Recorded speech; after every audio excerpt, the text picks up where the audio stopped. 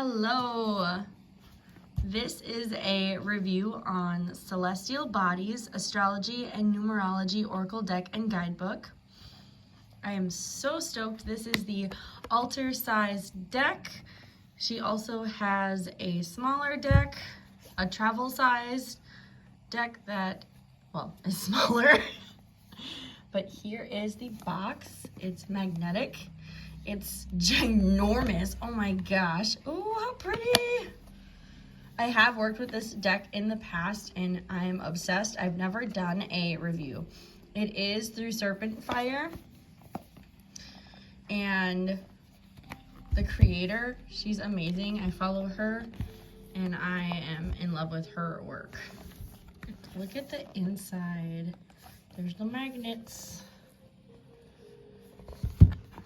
So that's interesting. She has the, you can see them through there. Usually you see them pop out over here. And then here's the amazing guidebook.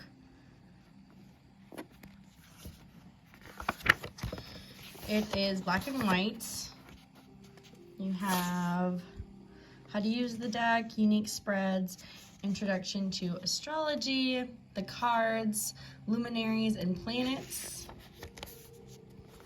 signs, houses,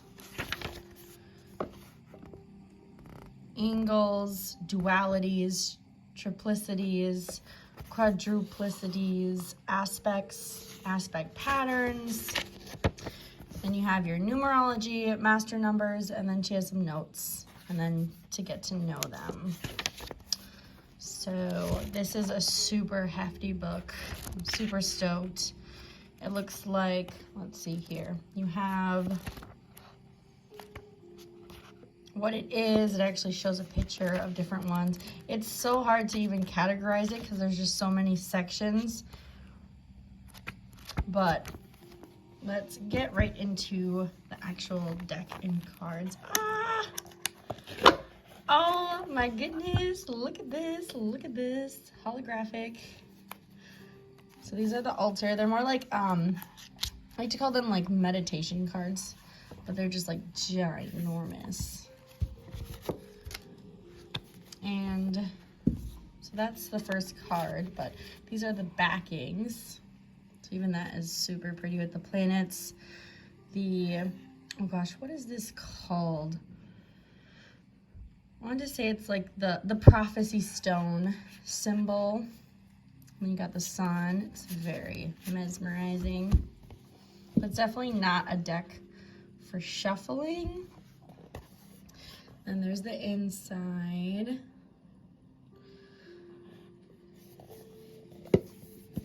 And yeah, let's get into this 370-page book. Holy smokes, and 83 cards. Sweet. And they're pretty flexible. They're not as thin and they're not stiff.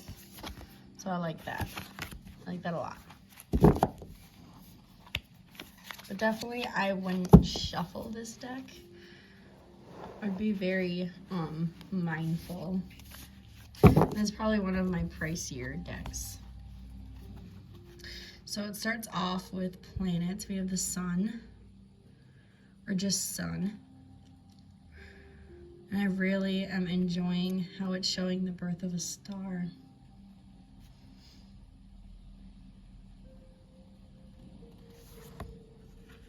We have moon.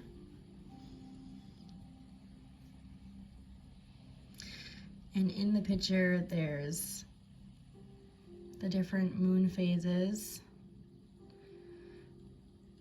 and moths. Very pretty.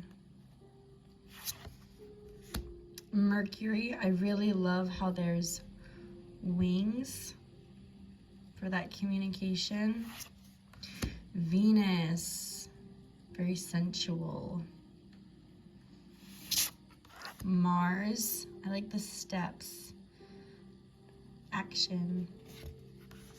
Jupiter. Saturn, I really am liking this. like the castle.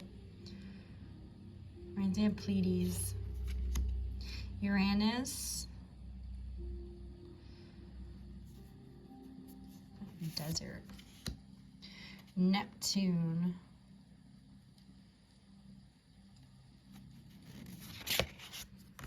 Pluto. Oh, I like that. South Node, North Node. Chiron.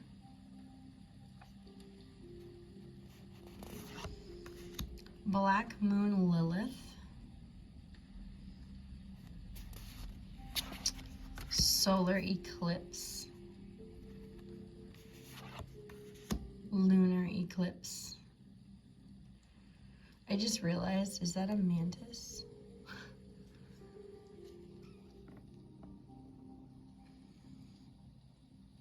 Or is that a flower? It looks... Up for interpretation. It looks like a praying mantis to me. Right there. See? There's like... They look like praying mantis. Like there's the eye. That I know is a praying mantis. That is wicked cool. Ooh, new moon. Caterpillar, moths, crystals, waxing crescent. I like the far away and then the up close. First quarter.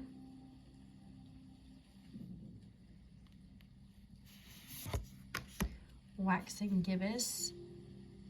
What I really enjoy about all these cards is that there's definitely motion, there's movement in the card. And depending on your view, it could be one way or the other. So when I first glanced at this card, I felt like it was going down.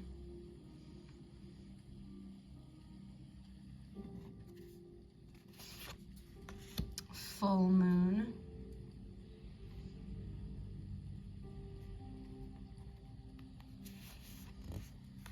Waning gibbous. Last quarter.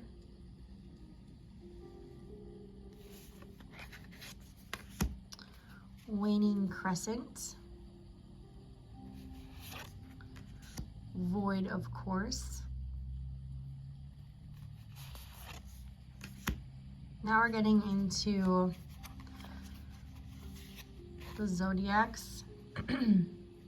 Of Aries, you can see the ram horns.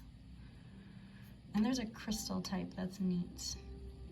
I believe the constellation is in there as well. Taurus, oh, you have malachite. And that sensuality that comes with Taurus. So pretty, and you see the ox horn.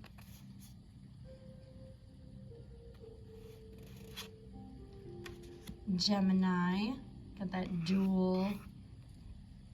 duality.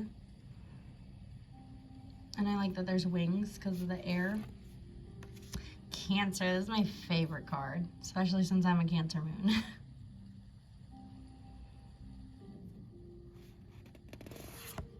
Leo.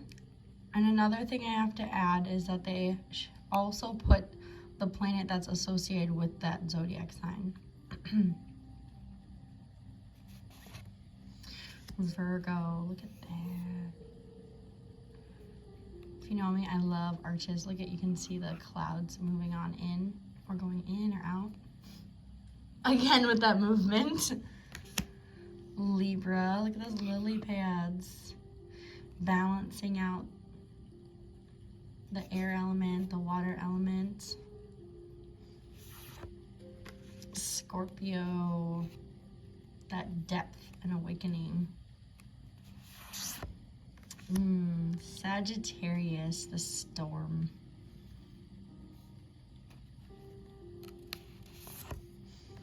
Capricorn, look how fun and like grounding this is, and like stays on track and focused and goes right to the top. And with that Saturn disciplinary. Aquarius.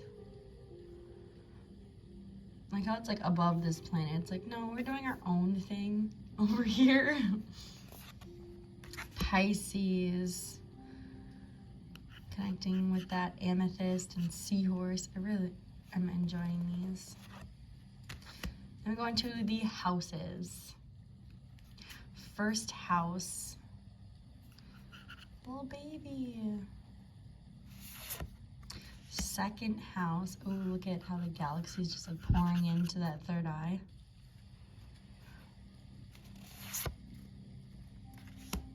Did I say third house? Second house. Third house.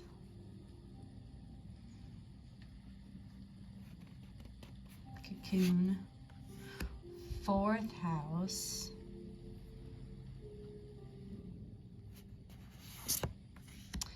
Fifth house has a lot going on. Sixth house. Look at all those animals.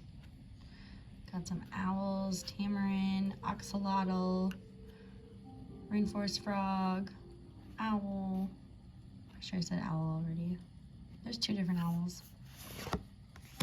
Seventh house. This looks like chakras.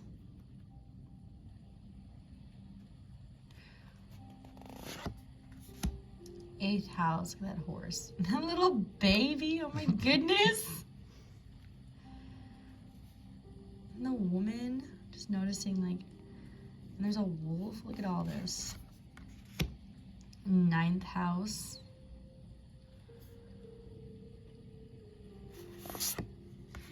10th house. Ooh, I really like that. 11th house. 12th house. Oh, that's sick. Now we have Ascendant, Midhaven, Descendant, Immune coli, Masculine, and I like how they put all of the zodiac signs that are masculine, and then feminine, they put all the zodiac signs that are feminine. So that's really cool. Fire, and in the fire symbol, there's the zodiac sigils on each of the corners. Earth, air, and again, it has all of those, and water. Then it goes into cardinal. So again, they put all the zodiac signs that are cardinal into one picture. All the fixed signs into one picture. And all the mutable signs into one picture. So you can see how they all relate. So like this would be Gemini, Sagittarius, and Pisces all mixed together. And now we have conjunction. So it's showing what a conjunction means for planets with this very informative line. So when planets are like this with each other, they're in conjunction. This is sextile, square, trine, stellium. Anybody have a stellium? I have a Scorpio stellium. Woo! Opposition. Look at that. The rage. Grand trine. T-square. Yod. Anybody have a yod in their chart? I do. It's fun. You have 2? I have 2 actually. Grand cross. This looks like a square with an X. I don't know why they called it a cross. Now we get into numerology. We have 1. Is that on my card? Oh, you can just see all the dusties. 2. Ooh, this is that hermetic symbol for mentalism. 3. 4. I really like how they're building off of each other, so 5. 6. 7. 8. 9. How beautiful. 11. Ooh, what does that say? Really tiny. Limitless light. Oh gosh, what is this called? This is called something. I can't think of what it is. I'm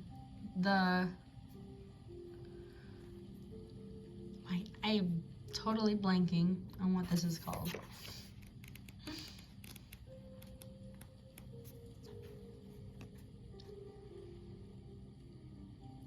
But it is beautiful.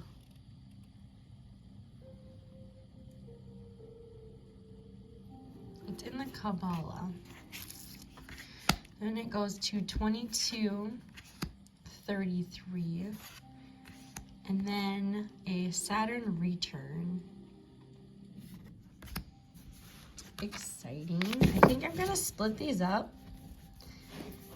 And I'm going to ask my partner here what he gets from the card, and then we'll read the card. So I wanna see what, let's see, I'm gonna toss that to the side. Let's split up the numbers. Let's split up, let's see, split up those babies. We'll split up, I mean, these are pretty apparent. I don't think I'll draw anything from there. Or there. Let's split up the houses.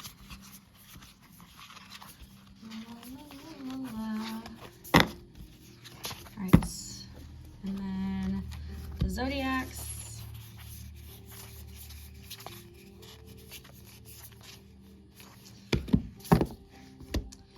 Let's see here, moon phases.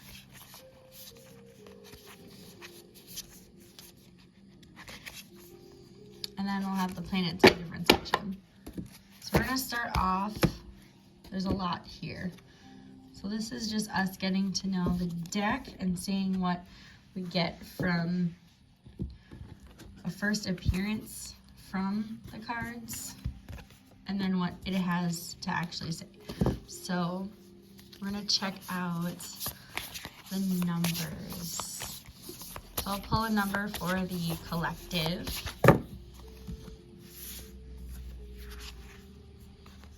Oh, of course, 11. So before you check the book, tell me, what do you think this means?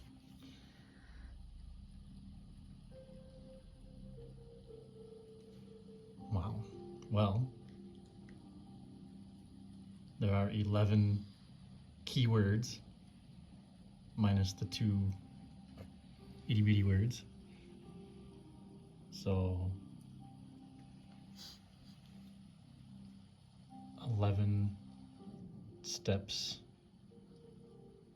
to something. Okay. Based off of first glance. First glance.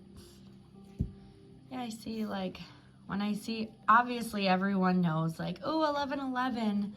And I think 11 describes how you're connecting our kingdom with upper energy, upper vibrations. You're connecting, you're like bringing down heaven on earth. Makes sense. That's like 1111. My wish has all of these now. My manifestation or intention has foundation, wisdom, splendor, beauty, mercy, strength, knowledge, understanding, and victory. And like that crown chakra. And like it's limitless. That's what this is telling me. Let's read about it. 11. Key terms: the psychic, spiritual leader, intuitive, insightful, old soul, depth, cosmic, healer. Light. The 11 is the number of the psychic and spiritual leader.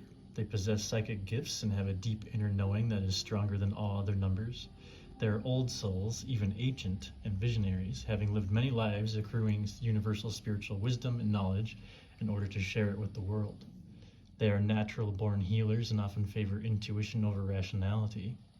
They also possess the most completed traits of the number 2, as the master number 11 adds to 2, 1 plus 1 equaling 2. In shadow, the 11 can be shy and impractical, oftentimes resisting their psychic gifts. They struggle tremendously with feeling like an outsider or different for their intuitive gifts. For the 11, their restlessness can only end when it chooses to answer its sacred calling. Often they find themselves treading a narrow line between glory and self-destruction. A question they can ask is, what psychic information is trying to present itself to me? The 11's mantra is, I am a spiritual change maker, not afraid to speak my higher truths for all humanity to hear.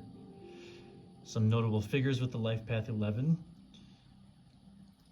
MIA, Jacqueline Kennedy Onassis, Pharrell Williams. And that is it for the master number 11. Let's check out next the aspects. So I'm going to mix these up and pick one for the collective.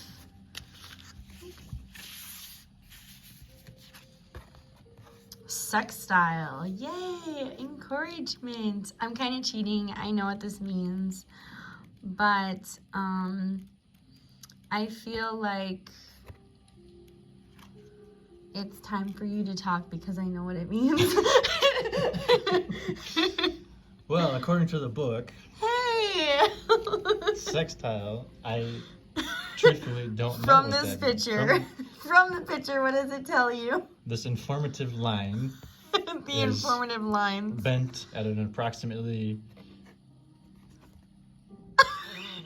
I don't think. 75-degree angle. Wow.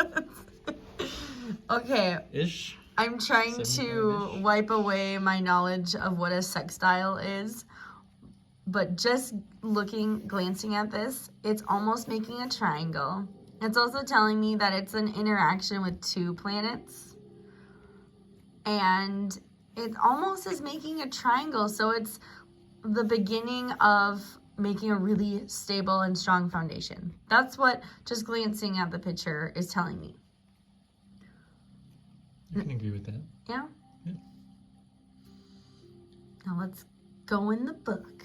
Okay, well, according to the book, planets that sit 60 degrees. Ooh, I was Oh, close. you were close. 75-ish. 60 degrees. All right, planets that sit 60 degrees apart from one another, give or take 5 degrees, are called Oh. sextile. I was very close. You were very close. Sextiles give reciprocal supportive energy to the planets in question. Can you tell us which planets we have here? Boom. Saturn, and I want to say Uranus Might be Neptune. or Neptune. Any planets can be in sextile with one Yes. another. We need to consciously work with the power of our sextiles, calling them to action when we need them to be engaged. 2 planets that are sextile one another are stimulated by their relationship and oriented towards making deliberate action. Key terms: useful, balanced, intellectual, Venusian. Yes, starseed. In light, sextiles encourage us to expand our horizons and work toward our goals. Functionality comes from this connection in the positive. However, in the shadow, sextiles can be difficult to activate. We need to remember our sextiles. Remember that the planets involved are open to activating one another. Question that can be asked: what planets are sextile one another in your natal chart? How can you make deeper, more purposeful use of this activated energy? Those are very good questions to research on. Yes. The book also gives a suggestion. Looking at your chart, observe the sextiles that emerge, if there are any. Take into consideration the planets involved, and form an intuitive phrase about this aspect. For example, if your moon is sextile Mars, you may read this as, "My emotions can be brave, activated, and lead the charge.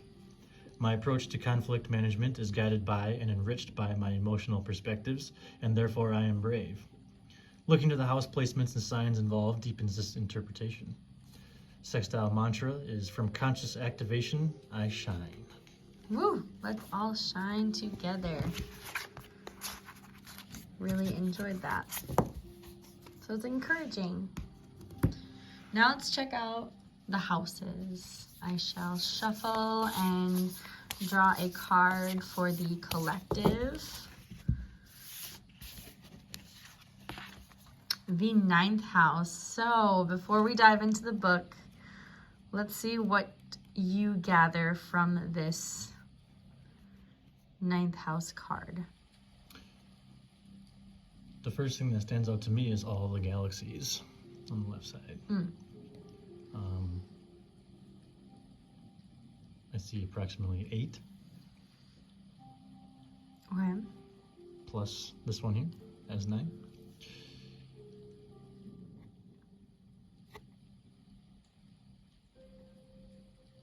But I'm not quite sure what to make of this card.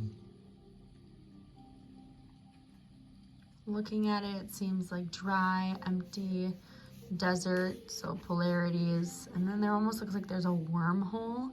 And then there's a whole nother planet and other galaxies. So it's like almost like different lives, there's definitely an aspect of the separation of things, and then almost like the union, like a cheat sheet, like a wormhole. How one may connect with a former self. Maybe. Let's check the book. House 9, expansion. Here at the edge of a wormhole, Ooh, look at that. we are beckoned into journeys whose end we cannot fathom. Strange planets and other galaxies await. You were correct, those other galaxies. The 9th house follows the 8th like day follows night. Here we emerge from the underworld and join a realm of the living once more. Now that we have encountered the ghosts of our pain, we can expand. In the 9th house, we seek higher aims through engagement with travel, foreign culture, aesthetics, literature, languages. Spirituality and established religion are also a part of this house's weight, and we are encouraged to push past our limiting horizons. The use of the mind for high concept pursuits, anything from an advanced level of study to visiting countries that are new and unknown. Activities that truly push us to grow and keep engaging the world at large.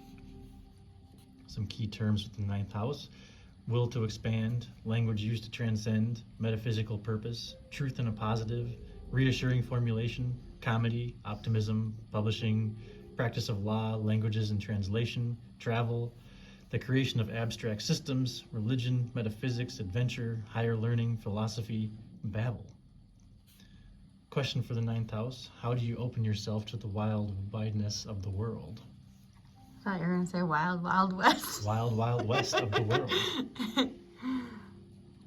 Suggestion: look to the sign on the cusp of this house and contemplate how that sign reflects and supports your experience of 9th house pursuits. 9th house mantra: distance from the origin brings glittering growth. Woohoo! That is the collective card draw for the houses. I'm also super stoked to have this deck because autumn manifesting program, we're going to be learning, are you ready for it? Houses and numerology. Now we're going to go into the zodiacs. I'm going to mix them up. What are they called in the book, though? They're called signs. They're not called zodiacs. They're called signs. Let's see. For the collective. Okay. Pisces. Saturn just shifted into Pisces.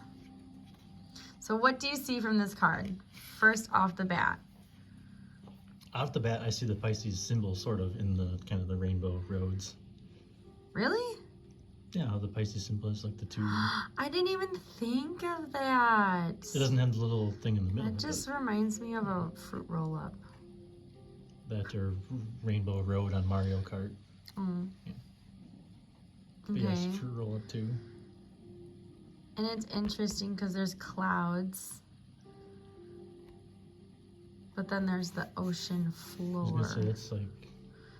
So it's like, wait. Sea, what are those called? Seahorse. Sea Oh, no. coral? No, these ones, sea anemones. Ooh. Maybe like Nemo, anemone. Anemones. So clearly, I guess not too clearly though, this is a water sign. Do we know why it's a water sign? And why there's water elements on here? Because Pisces is a water sign? I technically cheated and looked at the book. That's obnoxious. I guess let's hear the book then. Pisces is the modern ruler of Neptune. Oh, Neptune. Hello, Neptune. Traditional ruler of Jupiter. Oh, okay. I don't see Jupiter in here. Triplicity, water. Quadruplicity. Mutable. Duality, feminine. In this deeply magical and mysterious place, anemones,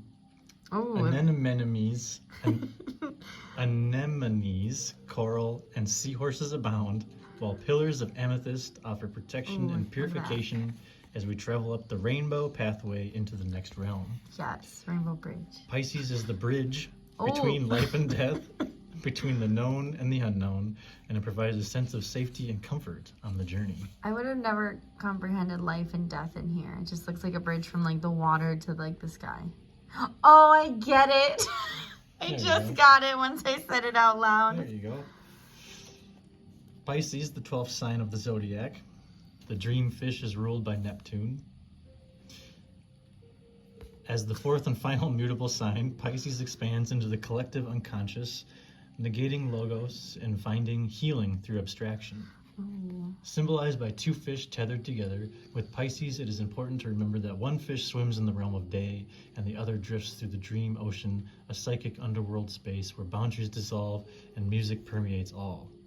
Pisces is humanitarian, like their opposite Virgo, and seeks to nurture and support their fellow humans. Unlike Virgo, who moves with a concrete plan, Pisces prefers to merge with those for whom they feel compassion and to live through waves of emotional depth. Relating, emoting, and intuiting are crucial. Deep empathy permeates body, mind, and soul, the simultaneous end and beginning of the zodiac. Key terms: humanitarian, intuitive, empathetic, artistic, dissociative, nurturing, fragmented. In the light, Pisces brings compassion to all that they touch. In shadow, Pisces refracts their being through others, avoids reality, and dissociates. A question Pisces can ask: how do you understand your inner mystic? How are you guided by compassion? The book also offers a suggestion. Observe the house with Pisces on its cusp in your chart. Do you embody the healing aspect of Pisces, or perhaps the more abstract? Planets in Pisces bring a deeper connection to this sign's influence. Pisces mantra: through song, dream, and water, I heal, I pray, I begin again. Oh, can we just show off the book's picture? Absolutely. I can touch it. It looks very 3D. So that is the sign for the collective. So check out Pisces in your chart. Now we're gonna go to the lunar phases. What are they in that contents, in the table of contents? In the book, I believe they are moon phases. Oh, okay. I think they're all on one page, it looks like. Sweet. We're going to pick one for the collective to focus on. Ooh, waxing gibbous. This is that card I was like talking about consistently, about the energy going up and down. You can see there's bigger energy. There's more to the lunar phase. It's almost like it's hopping onto an idea, but it's not concrete yet. And there's also an aspect of like releasing, like that marble didn't work out. He needs to go. Yes. So, waxing gibbous. Okay. Sorry, I'm still looking at the card. Okay. At this point in the solid lunar cycle, the moon is 135 to 180 degrees ahead of the sun. This is the last phase of the cycle before the full moon, and here we find the strength to clarify goals, push past extraneous obstacles that we now have a firm ability to see through. Could this be an obstacle getting pushed off the cliff, out of the way? Yeah. We are coming to a moment of fruition, but know that there is work yet to be done, and so are activated, energized, and motivated, working with others to bring our dreams to reality. In the natal chart, individuals born with their moon 135 to 180 degrees ahead of their sun are apt to focus on the concepts of clarification and collaboration. They labor on behalf of something larger than them, aiming to contribute to society and life in general, seeking to be part of the growth they see around them. Some key terms: overcoming, clarifying goals, pushing away from the past for good, struggle, communication, coming into fullness but still a sense of anticipation. In the light, this is an activated phase of the lunar cycle. In its highest form, it pushes us toward the full-blown experience of manifestation, arrival, culmination. But before that happens, it ensures that all our details are in order. See? Got my marbles in a row. Marble ducks in a row. In shadow, this could be a time of overwhelm. If you haven't been able to keep up with the flow towards growth, you may find yourself buried under intentions that seem too heavy to move forward. Questions: how can you stay grounded during a highly activated moment in time? How do details motivate you? Suggestion: this is a moment for some tender self-care, and there is a rigorous building of energy prior to the full moon, and it is normal to feel quite overwhelmed at this phase of the lunar cycle. The waxing gibbous mantra: I gather resources to me and rigorously connect to my core values. I really enjoyed that. And now that I keep looking at this card, the full moon is in. That's what your goal is. That's where we're headed. And then with the new concepts and ideas with the clouds. I really like that. What is that? Those crystals? Or flower? I can't tell. I was going to say flower, but now that you said crystal, it's kind of... I really do enjoy these cards. They're very up to interpretation. So that is the moon phase for the collective. Now we just have one more stack to go through, which are the planets. Asteroid. Mix these on up. No, the other stack is more elements and dualities. And then the Saturn return. So let's see for the collective what planet. Oh, this is not a planet. South node and north node. This is part of your natal chart. So what do you gather from this card? North node is, there's obviously clouds. It looks like a triangle portal. North node is related to kind of your destiny, even your future a little bit. Well, south node are things more from perhaps your past, even past lives.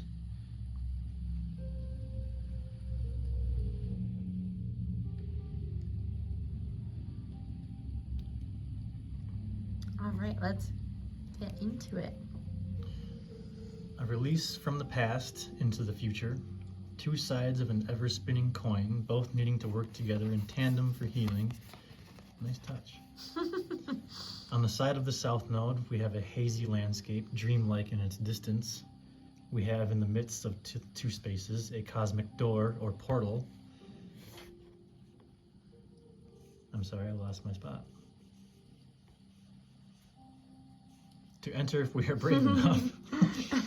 And on the side of the north node, we have a bright, clear path into the unknown, into possibility, wonderment, adventure. The north and south nodes are not planets or luminaries, but rather are mathematical points in the cosmos that reflect where the moon crosses the ecliptic, which is the path of the sun. We locate these 2 points in the natal chart and interpret them as a pathway of spiritual evolution. The nodes are always 180 degrees apart, illuminating opposing astrological missions. The south node's placement in both sign and house shows us the elements of accumulated past life energy. It is a descriptor of our comfort zone, our ghosts, our echoes. The north node in the chart indicates our path forward in this lifetime. It is a portal, a door we are asked to walk through towards something unknown to us. It seems uncomfortable, difficult, perhaps Theatrical to our way of life. We are to bring the elements of the south node into balance with the mission of the north node. Leaving our comfort zone for the sake of growth is a difficult and lifelong task. Our soul's mission is to take on the message of the north node using the tools contained in the wisdom of the south node. In this process, we find transformation. Key terms: karma, past life, transformation, defamiliarization, destiny. In the light, we can identify the north node of the moon as our light component here. Indeed, the north node shows us the way forward in this lifetime if we desire self-mastery and growth of all kinds. In shadow, the south node therefore is the shadow component, as it talks to us about our attachments, what we are holding on to from a past life, and the comfortable places we have trouble leaving. Questions: how do you make your sense of attachments? Do you leap toward the unfamiliar with abandon, or are you a creature of habit rooted in the known? Suggestion: look to your south node, first noting its sign placement. This gives indications of the energy you embodied in a past life or past lives. The house placement of the south node shows the areas of life you are most comfortable in due to this past life experience. Next, look to your north node, observing the sign placement. This is an indicator of the qualities you are meant to embrace in this lifetime. Examining the house placement of the north node gives an indication of the area of life you must march yourself towards, regardless of how unfamiliar it is to you. Notice how the nodes create a 180-degree opposition in the chart. Reflect on what it might look like to bring these 2 seemingly opposing areas of the chart together into a harmony. The mantra: I blend past with future to find integration. My soul spans lifetimes. That is the south node and north node card. Wow. Incredibly beautiful. That is our review on the celestial bodies from Serpent Fire. This is the altar version. How stunning. I'm very excited to use this deck in my upcoming astrology card readings. Thank you so much. Namaste, blessed.